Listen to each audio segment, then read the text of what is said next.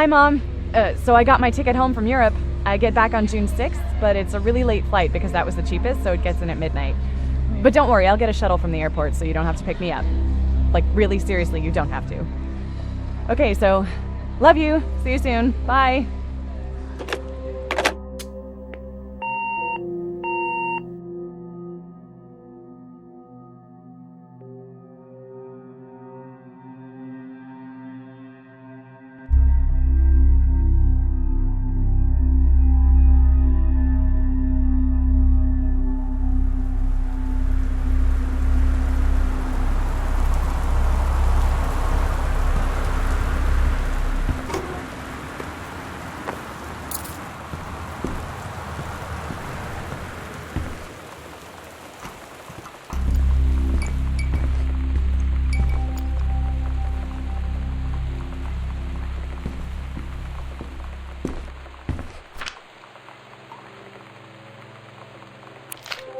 Dear Katie, so much has changed, even just since you've been away.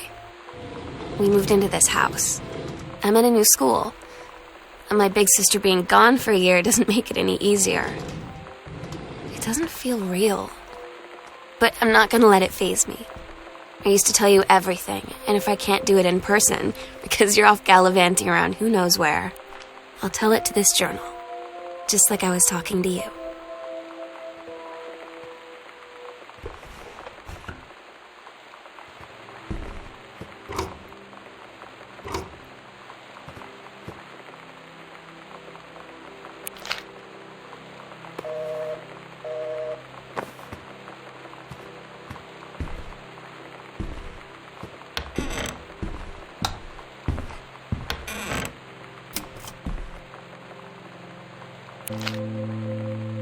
Oh my god, you are so lucky you finished high school before we moved into this house.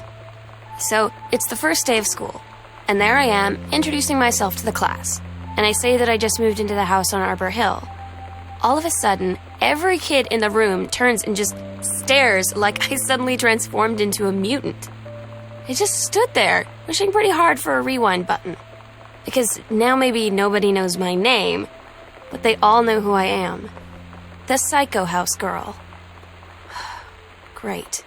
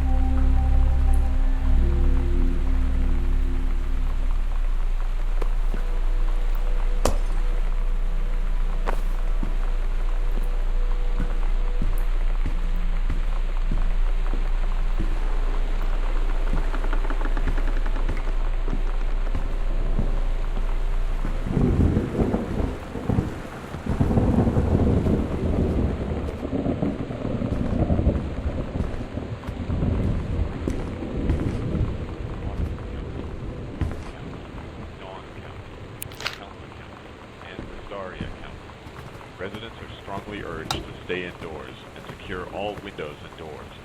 Flood conditions are expected at lower elevations.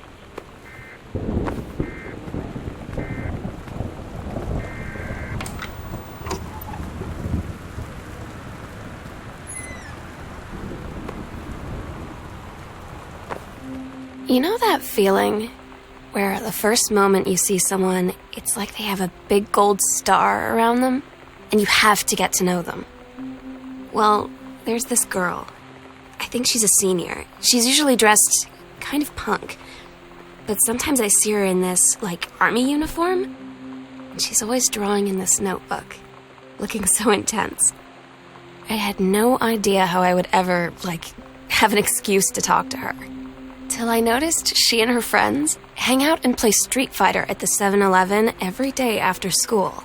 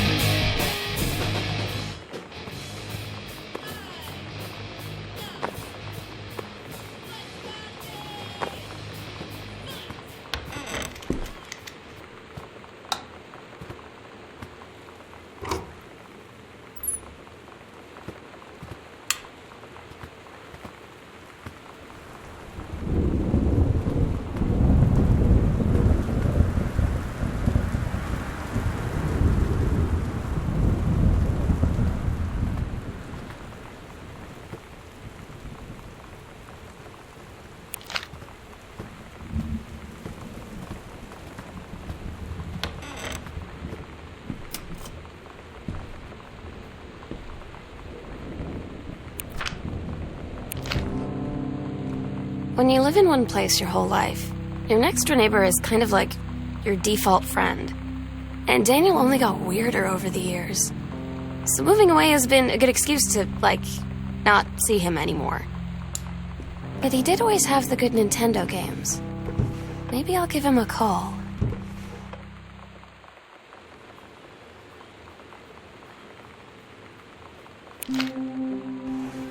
So you know what they say about the best laid plans of mice and men?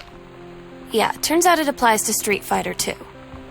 At least I worked up the courage to walk into the 7-Eleven and ask for a turn, but all that practice at home did not exactly translate in the wild. So after I was finished getting my butt kicked, I followed them outside while they smoked. And that was when she asked me if I was that psycho house girl. But then she said she's always really wanted to see the psycho house. Her name is Lonnie. She's coming over tomorrow.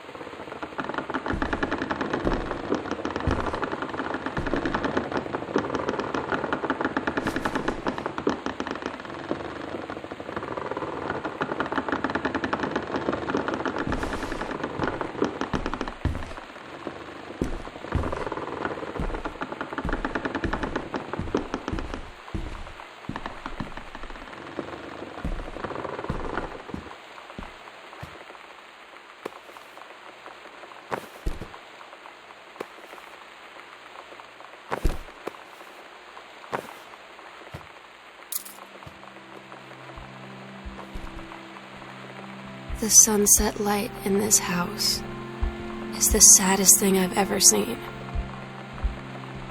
I just want to sleep. When I'm in the attic, it almost feels like Lonnie could still be here. She's just downstairs. I'm just waiting to hear her pull down the hatch and come running up. Maybe I'll go up to the attic and wait.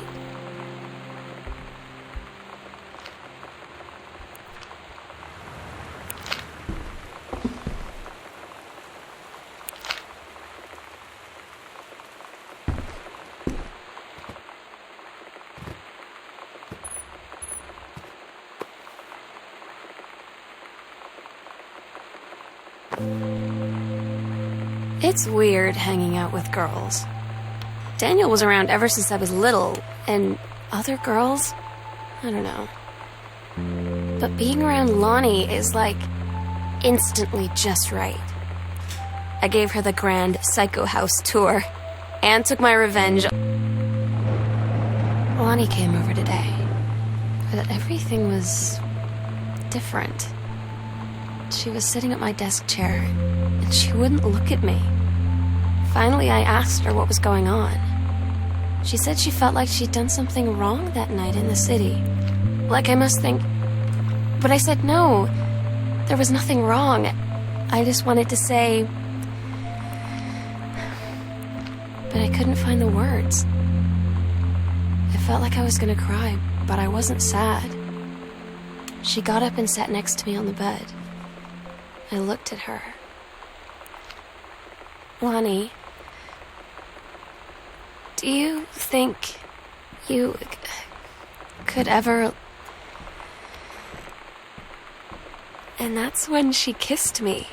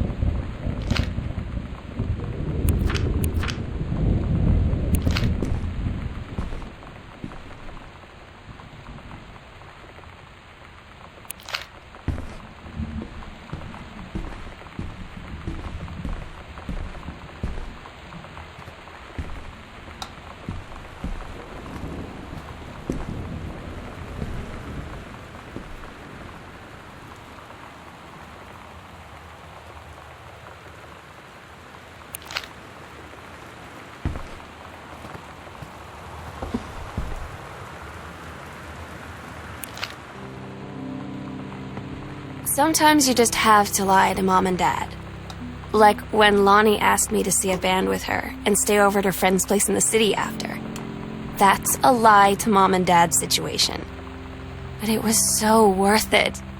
The girls on stage were just so loud and real and awesome. And everybody was moving together like one huge tide of sound. Between two songs, Lonnie leaned over and said, "How do you like your first show?" I was so happy. I felt tears starting in my eyes. And then she up and hugged me. I think she could tell.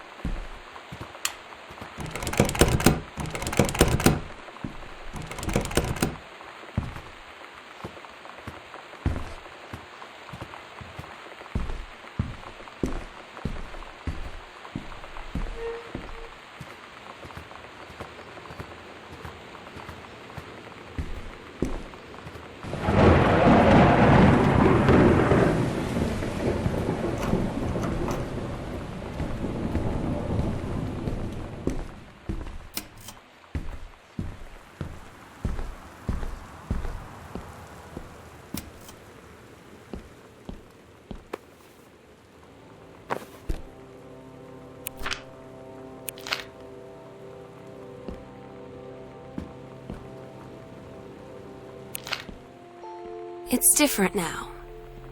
I mean, we still hang out all the time like before. But now when no one else is around... Well, you know. So you could say we're dating. But it's secret. Secret dating? I don't know. I mean, I guess that's the real difference.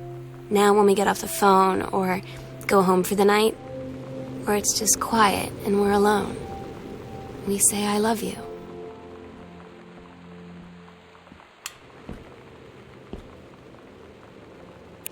I'm so stupid sometimes. I was telling Lonnie that I got into my college summer program thing, and I was all making plans like, you should come visit me, stay in my dorm room. But she said, Sam, I ship out on June 6th. I was like, ship out? To where? She said, to basic training. What did you think I was doing all that ROTC stuff for? I guess she's been planning to join the army right after high school since she was like 12. And I guess she's really going to do it. So I was like, after graduation, I'm just never going to see you again? Todd's band lost their singer. Todd said he sucked.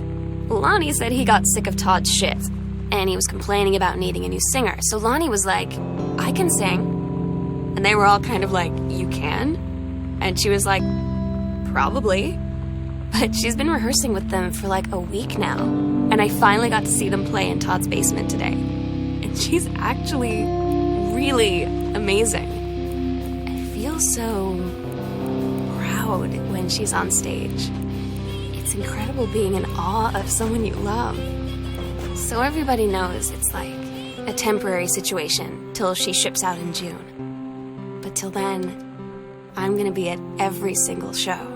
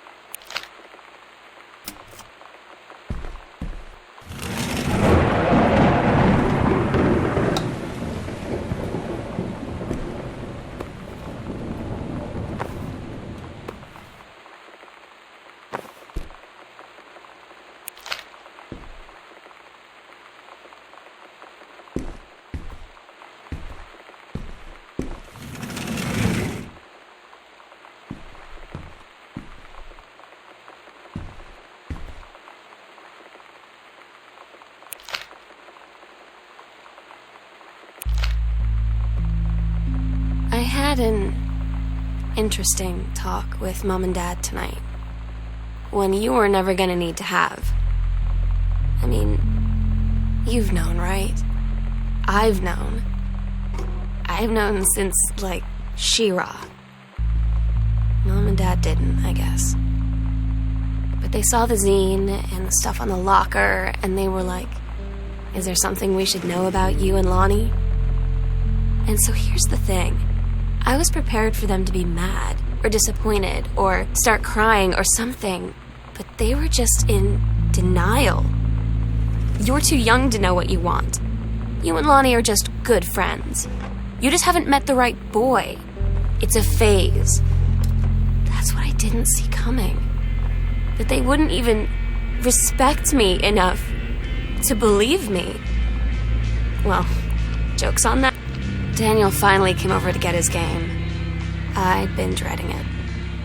But he brought this story with him that I wrote when we were little. I started reading it, and then there I was, crying at the kitchen table. He asked what was wrong, and I was thinking about how we used to be friends, how much I'd taken for granted. But instead, I told him about school, and Dad, and Lonnie, and then how sorry I was that I wasn't his friend anymore. He gave me a hug and said it was going to be okay. For some reason, I almost believed him.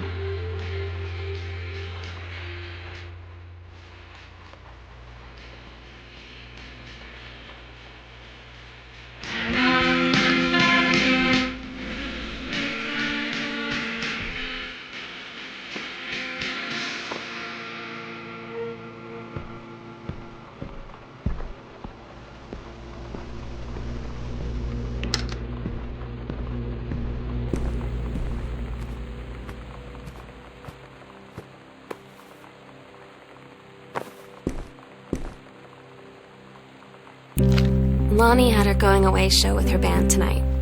She's so incredible on stage. When she was singing, I could practically forget everything. That we only had 48 hours left. That I don't know what comes next. That I can't live without her. Then she dedicated the last song to me. I couldn't take it.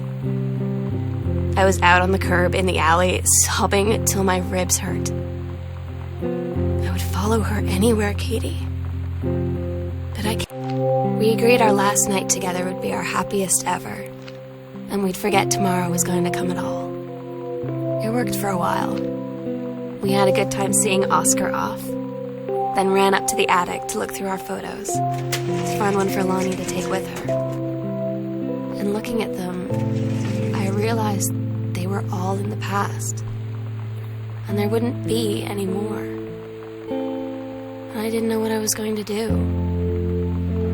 And I cried. And she held me. She said she knew it was hard, but life would move on. I said I didn't want my life to keep moving without her. That's when she cried too. I was so exhausted. I must have fallen asleep like that, in her arms. In the morning, I woke up, and I was finally alone.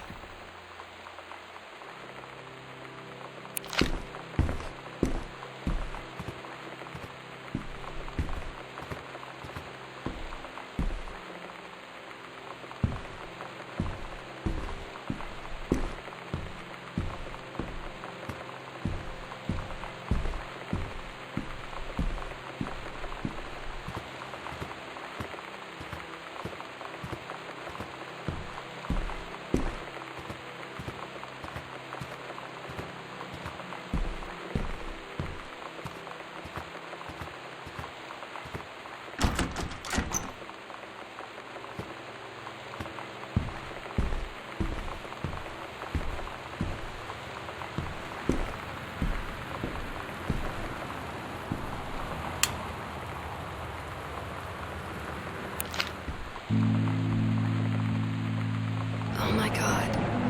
Katie, I fell asleep in the attic, in Lonnie and my old spot, and I missed the first 2 calls. I just barely caught the 3rd one before the machine got it. And it was Lonnie, on a payphone. She'd been on the bus to Basic, and she said she couldn't think of anything but me and us, and that she couldn't go through with it, with the Army and being a part and all of it. And so she got off the bus in Salem. She said, "Sam, I want you to pack up everything you can and get in your car and come find me. And let's just drive until we find somewhere for us." And she asked me if I could do that. And I said yes. Yes.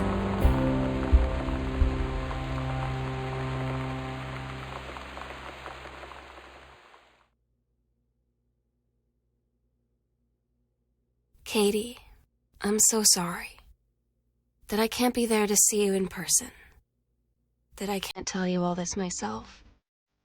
But I hope as you read this journal and you think back, that you'll understand why I had to do what I did. And that you won't be sad, and you won't hate me, and you'll just know that I am where I need to be. I love you so much, Katie. I'll see you again, someday. Love, Sam.